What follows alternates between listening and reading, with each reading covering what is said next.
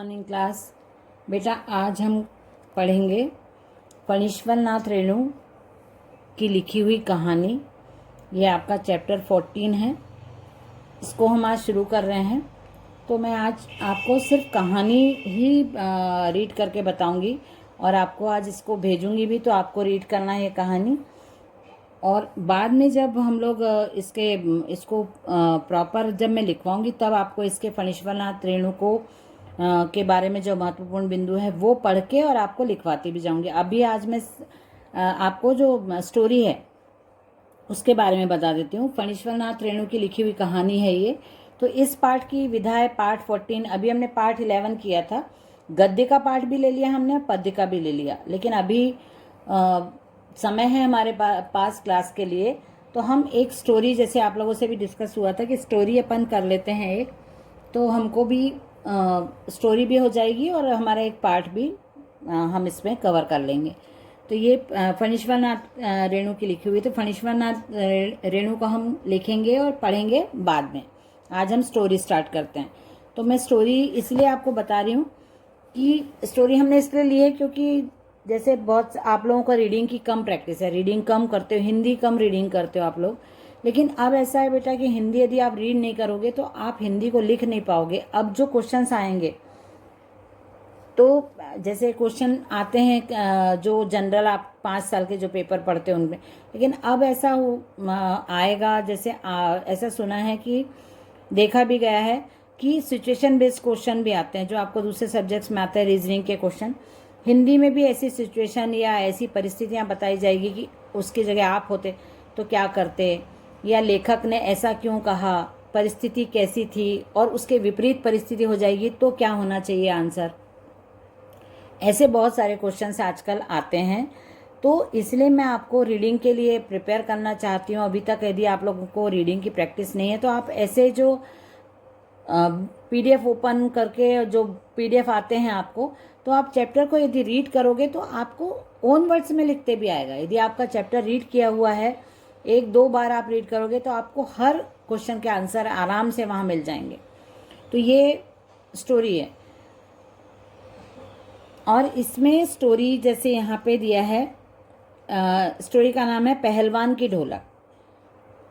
तो पहलवान की ढोलक फणीश्वर नाथ रेणु ने लिखा है। आप यदि रीड करोगे तो आपको लेखक के बारे में ही समझ में आ जाएगा इस पाठ को पढ़ के कि लेखक ने कैसा लिखा है, लेखक की लेखन में किस चीज़ का ज़्यादा प्रयोग है, मतलब लिटरेचर, मतलब बहुत उच्च हिंदी लिखी है। लेखक ने लेखन में बोली किसी ग्रामीण बोली का या भारतीय भाषाओं की जो बोलियां होती है पर्टिकुलर किसी जगह की भाषा का प्रयोग किया है क्या, मुहावरों का प्रयोग किया है क्या, या समास वाले शब्द ज़्यादा डाले हैं, या हंसी मजाक के संवाद डाले हैं। तो जब तक आप रीड नहीं करोगे आपको लेखक की लेखनी का भी पता नहीं चलेगा। जब आप रीड करना स्टार्ट करोगे तो वो लेखक ने क्यों लिखा है, कैसे लिखा है, लेखक क्या बताना चाहते हैं, लेखक की मनस्थिति क्या है, ये सब आप उसमें पढ़ के ही जान पाओगे। इसलिए ये चैप्टर मैं आपको भेजती हूँ और आपको होमवर्क में भी जब मैं देती हूँ रीड करो, तो आपको प्रॉपरली उसको रीड करना चाहिए। आपको इतनी प्रॉब्लम नहीं आएगी जैसे आपको हिंदी को रटना और फिर उसको याद नहीं होता है, फिर बड़ा है छोटा है आंसर। सबसे बेस्ट आइडिया आप रीडिंग लगाओ। रीडिंग करके ही आपको आपकी सारी प्रॉब्लम्स का सलूशन मिल जाएगा। तो ये जो पार्ट है इसमें कहानीकार के विशेषताओं का भी अभिव्यक्त करती है ये कहानी कहानीकार के। उसके बाद रेणु की यह कहानी व्यवस्था के बदलने के साथ साथ लोक कला और इसके कलाकार के अप्रासंगिक हो जाने की कहानी है। राजा साहब की जगह नए राजकुमार का आकर जम जाना सिर्फ व्यक्तिगत तथा सत्ता परिवर्तन नहीं बल्कि जमीनी पुरानी व्यवस्था के पूरी तरह उलट जाने और उस पर सभ्यता के नाम पर एकदम नई व्यवस्था के आरोपित हो जाने का प्रतीक है। अब जो ये जिस समय का ये हम स्टोरी पढ़ रहे हैं उसमें आगे पढ़ोगे आप तो समझ में आएगा, लेकिन उसमें ये भी बताया है, कहानी के साथ साथ ये भी बताया है कि कैसे एक राजा रहता है और उसके राज्य खत्म हो जाने के बाद या उसके राज्य की सत्ता उसके हाथ से जाने के बाद जब उसका पुत्र या उसका उत्तराधिकारी उस राज्य को संभालता है तो बहुत सारे नियम और बहुत सारे कायदे कानून बदल जाते हैं, क्योंकि हर व्यक्ति की अपनी अपनी अलग अलग सोच, बुद्धि, व्यवहार, ज्ञान सब कुछ अलग अलग होता है। तो वो अपने हिसाब से अपने कानून में, अपने नियमों में, अपने व्यवहार में परिवर्तन करता रहता है। तो यहाँ पे वो सब चीज़ें भी हैं। लोक कला, लोक कला का मतलब होता है जो जैसे गांव में जो हाथ से किए जाते हैं काम, वो आजकल नहीं होते हैं, जो बिल्कुल आधुनिकीकरण की वजह से सब जैसे जो 12th क्लास थी पिछली क्लास, तब हम जो बुक चलती थी, जो बुक हम पढ़ते थे उसका नाम है मकरंद। उसमें एक कहानी थी बाबू गुलाब राय की, ठेस। तो ठेस भी ऐसी ही लोक कला और कलाकार के ऊपर केंद्रित कहानी थी। उसके कलाकार का नाम था, उस पार्ट के मेन जो कैरेक्टर का नाम था सिरचन। सिरचन एक ऐसा आदमी था जो हाथ से चटाइयाँ बुनता था, जो बैठने वाले मुड्ढे आते हैं, रस्सी के डलिया बनाना, रस्सी के मुड्ढे बनाना बैठने के लिए।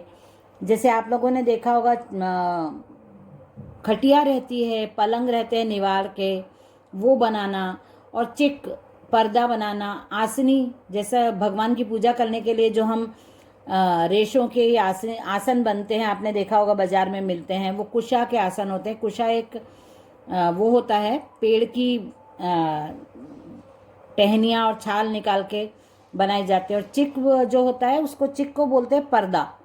तो जैसे पुराने ज़माने में जो घर होते थे, झोपड़ियाँ होती थी, और जब गर्मी में वो तप जाते थे तो उनकी खिड़कियों के ऊपर चिक डालते थे। चिक मतलब बांस की छिलकों से बनाई जाने वाली पर्दा। तो वो दरवाजे पे, खिड़कियों पे ऐसे डाल देते थे, जिससे घर के अंदर का भी नहीं दिखता था और ठंडाई भी रहती थी, धूप भी नहीं आती थी अंदर। तो वो सिरचन की कहानी भी, ठेस कहानी का नाम था, वो भी लोक कलाकार और लोक कलाओं पे आधारित कहानी थी कि कैसे लोग पहले सब हाथ से काम करवाते थे। खूब लोग पूछते थे सिरचन के काम को, उसको बहुत बुलाते थे। लेकिन धीरे धीरे शहरों में जाने के बाद लोग इन सब सामानों का यूज़ करना बंद कर दिया लोगों ने, तो उसका काम भी नहीं चलता था। तो ऐसी ही ये कहानी हम पढ़ेंगे, शायद मुझे लग रहा है कि लोक कलाओं की बात आई है तो गांव की बात होगी, और गांव के साथ साथ शहरीकरण की भी बात होगी। तो दोनों में क्या विभिन्नता है वो हम इस पाठ में पढ़ने वाले हैं। तो जैसे यह भारत पर इंडिया के छा जाने की समस्या है। भारत था पहले हमारा देश, फिर हिंदुस्तान हुआ, पहले हिंदुस्तान था, फिर भारत हुआ, अब इंडिया हो गया है। तो कैसे कैसे समय के साथ परिवर्तन होते जाते हैं, ये लेखक ने यहाँ बताने की कोशिश की। अब हम पाठ को भी पढ़ना शुरू करते हैं। पहलवान की ढोलक, इसका पेज नंबर है 108। आपको इसका PDF मिलेगा, उसमें आप रीड करना फिर इसको। जाड़े का दिन, अमावस्या की रात, ठंडी और काली, मलेरिया और हैजे से पीड़ित गांव भयार्त शिशु की तरह थरथर कांप रहा था। भयार्त का मतलब होता है भय वाला, भय से डरा हुआ। तो जाड़े के दिन मतलब ठंड के दिन थे, मलेरिया और हैजा फैला था गांव में, सब लोग, पूरा गांव डरा हुआ था। पुरानी और उजड़ी बांस फूस की झोपड़ियां, अंधकार और सन्नाटे का सम्मिलित साम्राज्य, अंधेरा और निस्तब्धता, मतलब पूरे गांव में अंधेरा भी था, सन्नाटा भी था, लोग डरे हुए थे, अपने अपने घरों में थे। अंधेरी रात चुपचाप आंसू बहा रही थी, निस्तब्धता करुण सिसकियों और आहों को बलपूर्वक अपने हृदय में दबाने की चेष्टा कर रही थी। आकाश में तारे चमक रहे थे, पृथ्वी पर कहीं भी प्रकाश का नाम नहीं। लेखक ने वहाँ के वातावरण का बताया, गांव के, कि पूरे जगह सन्नाटा था, लोग घरों में थे, अंधेरा फैला हुआ था, सुनसान था पूरा। आकाश से टूटकर यदि कोई भावुक तारा पृथ्वी पर जाना भी चाहता तो उसकी ज्योति और शक्ति रास्ते में ही शेष हो जाती। इतना भयावह माहौल था उस समय। हैजे और मलेरिया की वजह से पूरे गांव में ये बीमारी फैली हुई थी, तो लोग इतने डरे हुए थे कि अपने घरों के अंदर ही थे, और अंधेरा बिल्कुल, सब अपने अपने घर के अंदर, कोई भी बाहर नहीं था, कोई चहल पहल नहीं थी। तो इसलिए लेखक ने लिखा था कि यदि आकाश में का जो तारा है आकाश का, वो भी यदि गांव में जाना चाहता था प्रकाश करने के लिए, तो उसमें भी इतनी शक्ति नहीं थी कि उस गांव में जाकर थोड़ा प्रकाश फैला सके। सियारों का क्रंदन और पेचक की डरावनी आवाज़ कभी कभी निस्तब्धता को अवश्य भंग कर देती थी। गांव की झोपड़ियों से कराहने और कह करने की आवाज़ हरे राम भगवान की तेर अवश्य सुनाई पड़ती थी। लोग बीमार थे तो कभी कभी सियार की आवाज़ आ जाती थी। गांव में आसपास जंगल होते हैं तो जंगली जानवरों की जंगली पक्षियों की आवाज़ आ जाती थी बीच में, लेकिन बाकी तो पूरे टाइम सन्नाटा था। कुछ घरों से कराहने की आवाज़, कुछ दर्द के, जो उनको दर्द होता था किसी को, तो उनके कराहने की आवाज़ पेन की वजह से जो आती थी वो कै करने की आवाज़ मतलब वॉमिट करने की। कै मतलब होता है वॉमिट करना, उल्टी करना। वो कभी कभी बीच बीच में आ रही थी, अदरवाइज पूरे गांव में सन्नाटा छाया हुआ था। कुत्तों में परिस्थिति को टालने की एक विशेष बुद्धि होती है। वे दिन भर राख के घूरों पर गठी की तरह सिकुड़कर मन मारकर पड़े रहते थे। संध्या या गंभीर रात्रि को सब मिलकर रोते थे। यहाँ पे लेखक ने बताया कि कुत्ते वैसे तो पूरा दिन कुछ नहीं करते हैं, कहीं भी कचरा हो, कहीं भी छांव हो, वहाँ पे वो बैठ जाते हैं ग्रुप बना के, और जैसे ही शाम होती है, रात होती है, तो लड़ाई झगड़ा रोना सब चालू हो जाता है उनका। रात्रि अपनी भीषणताओं के साथ चलती रहती है और उसकी सारी भीषणता को ताल ठोक कर ललकारती रहती थी सिर्फ पहलवान की ढोलक। अब यहाँ पे जो कैरेक्टर है पहलवान, उसकी ढोलक की आवाज़ सुनाई देती थी। संध्या से लेकर प्रातः काल तक एक ही गति से बजती रहती, चड्ढा गिड़धा, यानी आजा भिड़ जा। जो ढोलक बजाता था वो पहलवान, उसकी आवाज़ ऐसे आती थी जैसे उसमें से वर्ड्स आ रहे हों कि आजा भिड़ जा। बीच बीच में चटाक चटधा यानी उठाकर पटक दे ऐसी आवाज़ सुनाई देती थी। यही आवाज़ मृत गांव में संजीवनी शक्ति भरती थी। पूरा गांव ऐसा सुनसान और सन्नाटे में पड़ा हुआ था, लेकिन जब ढोलक की आवाज़ सुनाई देती थी तो थोड़ी सी लोगों में जान आती थी, थोड़ी सी शक्ति आती थी। या तो वह लुट्टन सी पठान यूँ तो वह कहा करता था, लुट्टन सी पहलवान को होल इंडिया भर के लोग जानते हैं। होल इंडिया मतलब उसका ऐसा मानना था, वो पहलवान का नाम था लुट्टन सी पहलवान, और उसका मानना था कि उसको होल इंडिया के लोग जानते हैं।